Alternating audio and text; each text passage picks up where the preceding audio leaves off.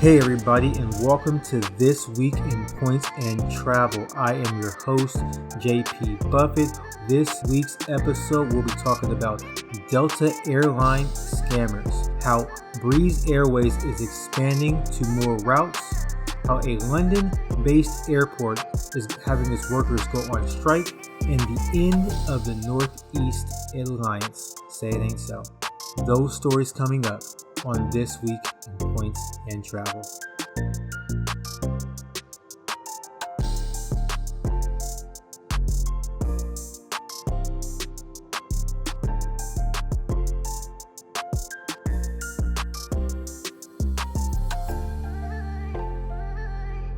Okay guys, I want to start off with a crazy story that I found this week on Flyer Talk. And the story talks about how a Delta Airlines customer was being scammed via Google.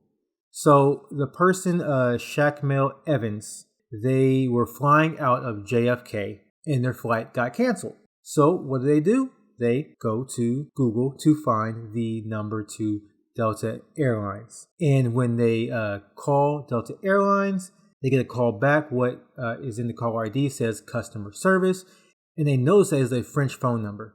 Now, I'm just going to stop the story there because to me that is crazy in itself. If I'm calling Delta Airlines, I am not expecting a French phone number to call me back. I'm expecting a 404 Atlanta phone number to be calling me back for customer service. But that's what they got. On top of that, after they spoke with this person from a French phone number, they get a third number. So they got not one, not two, but three different numbers they have to talk to before they get any actual service. And at this third number, they ask basically, is this person flying for business? And they would end up charging them 5 times the amount of the actual flight, which sends red flag bells all throughout my head just thinking about it. You charge me 5 times more, I'll walk. I don't know where I'm going. I'll walk. I'll take a boat. But no. The way that this person, that Mr. Evans, figures out that they aren't a real person, given all the other red flags of the French phone number and being charged 5 times in the flight, they figure this person this scammer isn't a real person because they said they were in Rochester. Now, that doesn't make much sense to me. I don't see how that is the reasoning, but it is. That's the reason they gave. They said that given that the person was in Rochester, that they figured it was a scam right then and there, which, hey, do what you do. But they did some more investigation, and the Flyer Talk goes on to say, after some investigation, Evans discovered that Delta was not the only airline targeted by the scammer attack.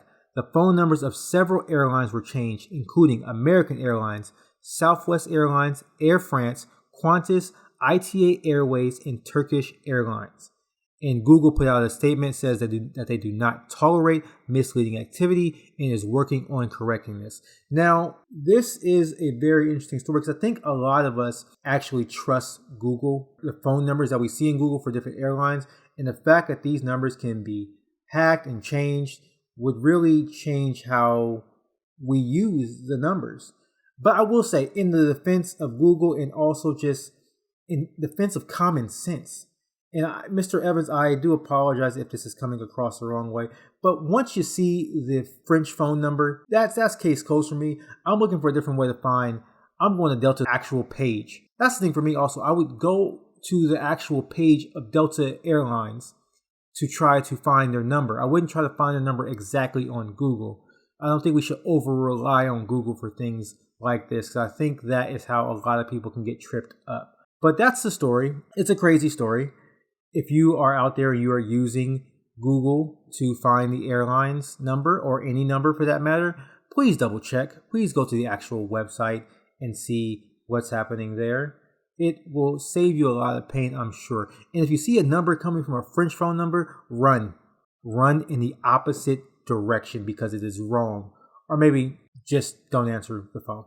But yeah, with that, we're going to move on to our next stories. We have on the docket coming up Breeze Airways and how they are expanding their routes. And another story talking about the end of the Northeast Alliance. That is a sad story. Those stories coming up next. So we're going to move on to our next story, and this story is coming by a report from the Points Guy. It is Breeze Airways. I actually like Breeze Airways. They serve the underserved areas. I was going to say underserved communities. I guess you can say that. So Breeze Airways, you could think of them in a similar vein of Spirit. They are a low-cost budget airline that allows you to pay for all your other things. So be it your bags, your snacks, your seats, all the other auxiliary accessories that you might not want to pay for, they allow you to pay for it separately so you can get a cheaper flight.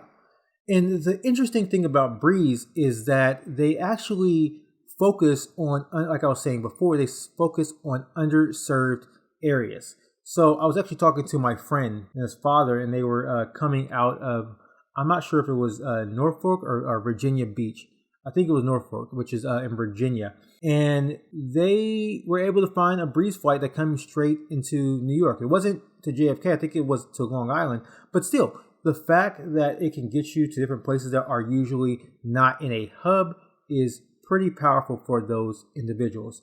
But anyways, this is coming from something that's happening in Florida. So I'm going to read a little excerpt from the Points Guy. And it goes on to say, low-cost Breeze Airways is expanding to from Southwest Florida International Airport in Fort Myers, Florida. The airline will be adding 9 routes from Fort Myers, all of them operating on a seasonal basis, bringing the total number of nonstop destinations served by the airline to 13.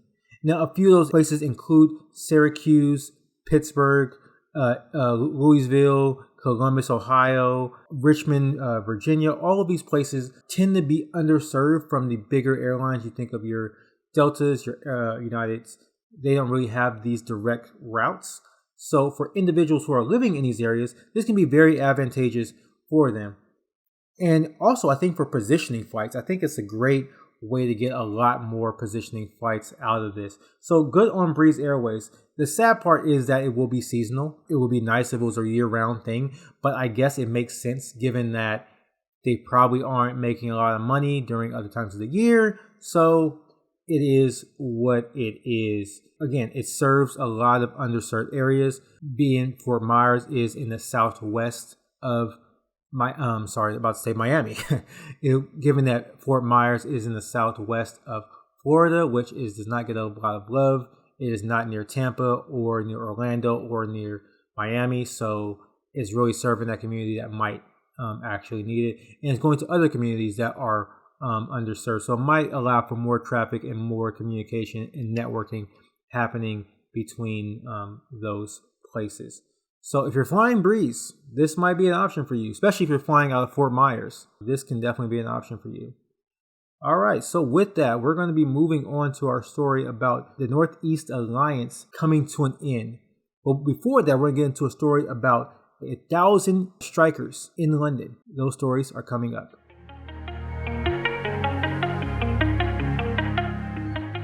So before I get to my next story, I want to give a big shout out to Sledge from Sledge Inc. team. He just reached 1,000 subscribers on YouTube. That is a big milestone, big accomplishment, especially for monetization, stuff like that. So congrats to you, Sledge. You know, just the beginning. You're making a lot more, and I'm happy to watch you grow. But with that, segue. We are now going to segue to 1,000 workers at Gatwick Airport in London. They are going on strike, or they are planning on going on strike. Around 1,000 staff members at the airport, the LGW airport, will be staging a walkout from July 28th to August 1st, 2023. And they'll do it again from August 4th through August 8th. And the strike will obviously, I shouldn't say obviously, and the strike will be taking place during UK school holidays, so it won't be interrupting parents who have children, so they'll still be able to take care of that. And this can be a big issue for a lot of people flying on the budget airline, Nordic Airlines or Airways. I can't remember which one it is. One of those two. People who are flying out of that, Nordic, they fly in and out of Gatwick.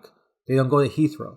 So people who are flying on this airline, because I know it's a cheaper way to get to London, especially from the west coast of the United States and also from the east coast even, they're pretty cheap flights. So individuals that are taking this airliner, just be on the lookout that your flight might actually the flight itself might not have problems, but getting to the airport, getting out of the checkout, if you're already in London and you're trying to go back home, just, you might need to give yourself a little bit more time given the striking going on. I remember I was back in London. I was there for New Year's, and I have never been to London before. And this trip was special for me because I really wanted to go to Stonehenge.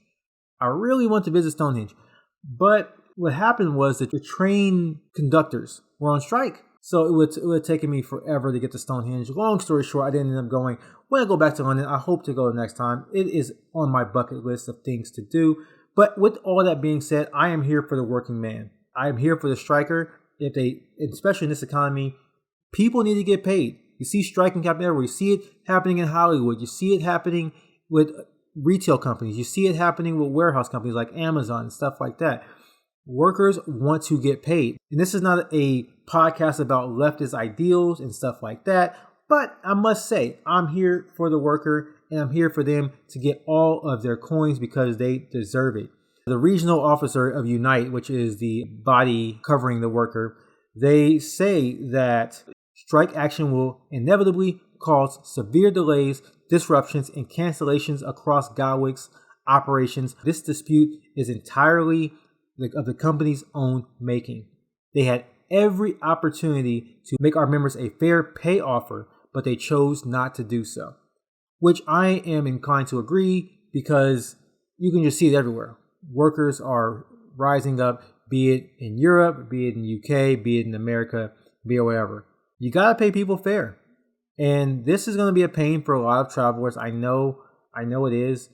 So if you're traveling, just be prepared that this is going to be going on.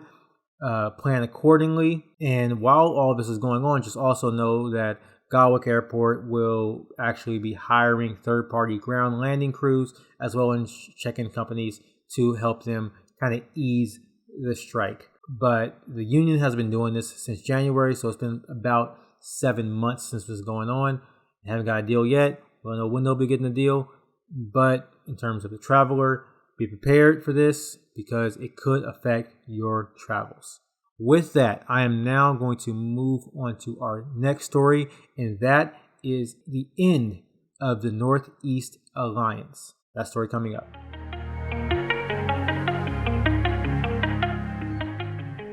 So this story comes from Upgraded Points and is following a ruling by a federal judge that JetBlue and American Airlines basically need to terminate their Northeast Alliance. So if you don't know what the Northeast Alliance is, it's basically a partnership between JetBlue and American Airlines where they basically have code sharing. You can buy flights for American Airlines on JetBlue and vice versa.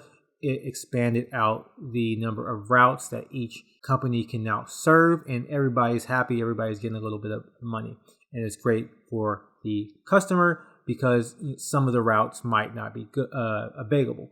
But also, it kind of stifles competition. At least that's what they say. JetBlue, at this point, is trying to acquire Spirit Airlines. They think that this partnership that they have with American Airlines is actually stifling them when it comes to acquiring Spirit Airlines. So I personally think what they're doing, now let's back up here. American Airlines is basically the leader of One World, right? JetBlue is not part of One World. They they're part of they were part of the Northeast Alliance. So this does not actually stop JetBlue eventually becoming a member of One World Alliance. But I do think it's a business decision because JetBlue is trying to expand themselves to be the 5th largest airline carrier in the United States. And I am kind of biased. I like flying JetBlue's product. I am kind of curious how it will match with Spirit. But at the end of the day, business is business. And I think this is not the end. Actually, a YouTuber, Matt Carlson, pointed out that this doesn't mean that JetBlue won't actually join One World in the future. It can't be ruled out. I think this is not an end. It's just a pause so that all of the paperwork can be done and that JetBlue will be able to join One World and you get the code sharing happening all over again and nothing to worry about. It's just great. I do hope that maybe JetBlue can use its points to take maybe Alaska flights. Who knows? No, I don't actually see that happening. But that is something that is going on. We have one more story coming up, actually, and that is about the Credit Card Competition Act. So hold on for that. That is coming up next.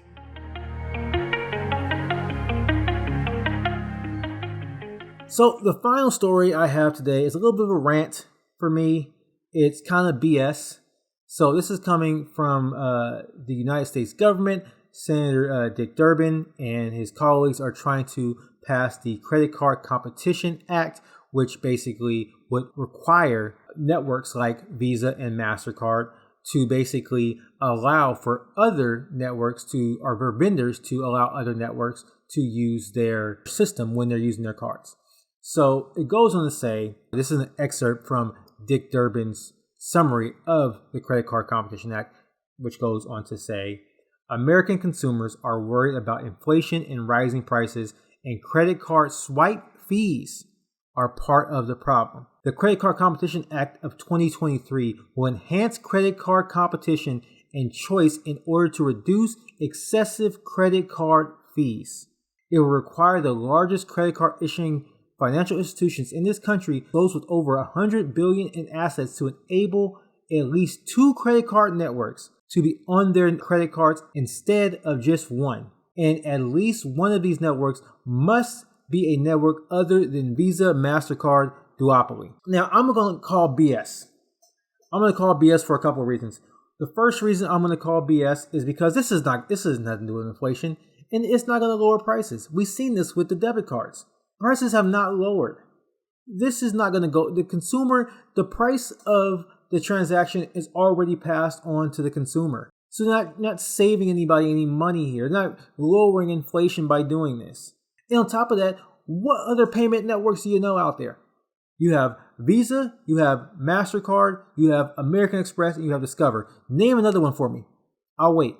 So who are they opening this up for? And most of the time, American Express isn't, I shouldn't say most of the time, but some of the time American Express isn't accepted, nor is Discover accepted. So if you can't have MasterCard or Visa, who are you going to have? And maybe it might allow for smaller networks to be recognized. I don't know, maybe, but I just think this is not in the best interest of the consumer. Obviously, I'm biased because I want to use those swipe fee points and miles that I get from it. But I think it's a bunch of baloney, smoke and mirrors. I don't think this is helping anybody. But I will put a copy of the report in the description of this episode. But yeah, that is it for this week in Points in Travel. Thank you all for listening to this episode. And until next time, guys, peace.